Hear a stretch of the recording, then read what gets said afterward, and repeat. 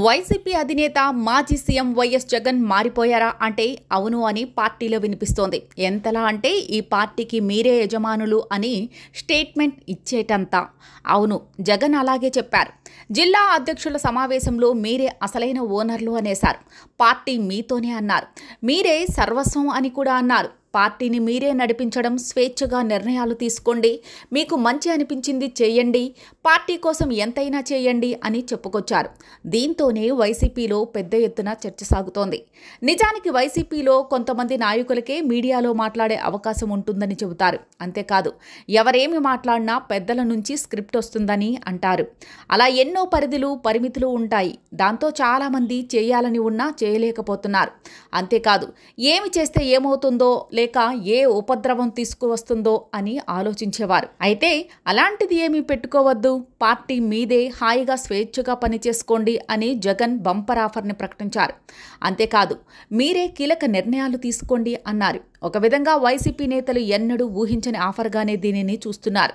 ఇప్పుడు వారంతా తమకు నచ్చిన విధంగా వ్యవహరించవచ్చు. అంతేకాదు, పార్టీ విషయాలు కానీ, ప్రత్యర్థి పార్టీ మీద విమర్శలు కానీ మీడియా ముందుకు వెళ్ళి చేయొచ్చు. ఇలా వారికి అనేక రకాలుగా అవకాశాలున్నాయి. బాగా పనిచేస్తారు అనిపిస్తే వారిని పార్టీలో కీలక పదవుల్లో తీసుకోవచ్చు. అలాగే నియోజకవర్గం ఇన్ఛార్జీల విషయంలో వారు సరిగ్గా పనిచేయలేకపోతే కనుక వారి విషయంలోనూ అధినాయకత్వానికి ఒక మాట చెప్పి తప్పించేయొచ్చు. కొత్త వారిని తాము సూచించి నియమించుకోవచ్చు. ఇలా చేస్తే కనుక వైసీపీలో అనేక రకాలుగా ఇప్పుడు లీడర్స్కి పనిచేసే ఛాన్స్ వచ్చింది. దేశంలో చూస్తే ఫ్రీగా ఉండాలంటే కాంగ్రెస్ పార్టీ ఒక్కటే ఆ ఛాన్స్ ఇస్తుంది అని చెబుతారు. మిగిలిన పార్టీలు అయితే అలా చేయలేవు. వాటికి ఒక విధానం ఉంటుంది. దాని ప్రకారమే ఎవరైనా కట్టుబడి ఉంటూ పనిచేయాల్సి ఉంటుంది. ప్రాంతీయ పార్టీలో అయితే అనేక రకాలైన రూల్స్ ఉంటాయి. వాటి ప్రకారమే పనిచేయాలి. దాంతోనే చాలా మందికి తంటా వస్తుంది. మరి జగన్ ఏమనుకున్నారో ఏమి ఆశిస్తున్నారో తెలియదు, కానీ పార్టీలో నాయకులకు స్వేచ్ఛిస్తే మంచి రిజల్ట్ వస్తాయని భావిస్తున్నారులా ఉంది.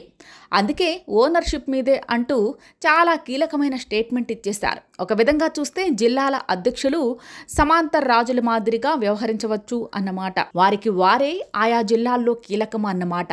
అయితే జగన్ ఈ బంపర్ ఆఫర్ ఇచ్చినా ఎంతమంది దానిని సద్వినియోగం చేసుకుంటారు అంటే ఆలోచించాల్సిందే అని అంటున్నారు.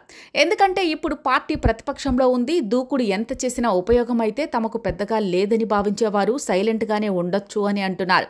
అయితే జగన్ అన్నీ గమనిస్తారు అని, పని చేయని వారిని పక్కన పెడతారు అని అంటున్నారు. ఇవన్నీ ఇలా ఉంటే జగన్ తీసుకున్న ఈ నిర్ణయంతో పార్టీలో చురుకైన నాయకత్వం తయారవుతుందని, పనిచేసిన వారికి ఫ్యూచర్లో పార్టీ అధికారంలోకి వస్తే మంచి అవకాశాలు ఉంటాయని అంటున్నారు. మరి జగన్ ఇచ్చేశారు, పుచ్చుకునేవారు ఎందరు అన్నదే చర్చగా ఉంది.